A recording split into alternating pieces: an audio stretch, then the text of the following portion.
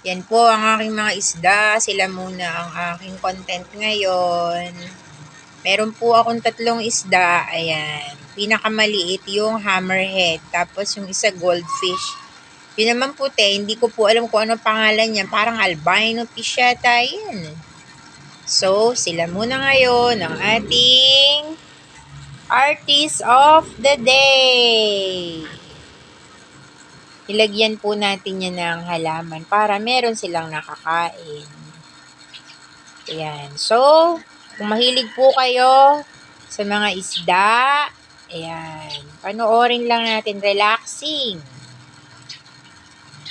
Huwag po natin kalimutan, please like, share, comment, and subscribe to Elgin's channel.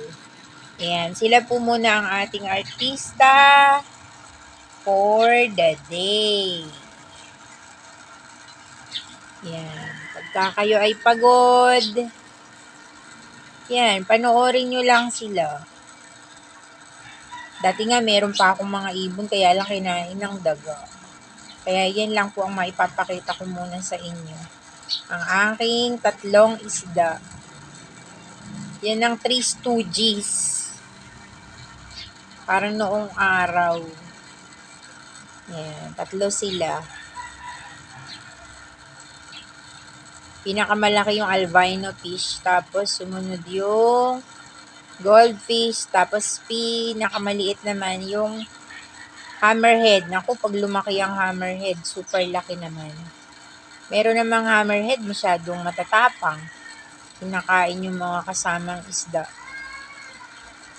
Kaya, ayan.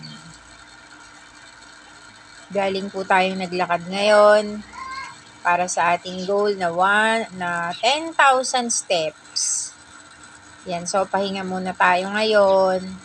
At marami pa tayong gagawin ngayong araw na ito. Yan. Kaya relax lang muna tayo ngayon. Ang ating isda, sila muna ang ating papanoorin. Yan. Sila po ang ating artist of the day. Ang ating mga isda.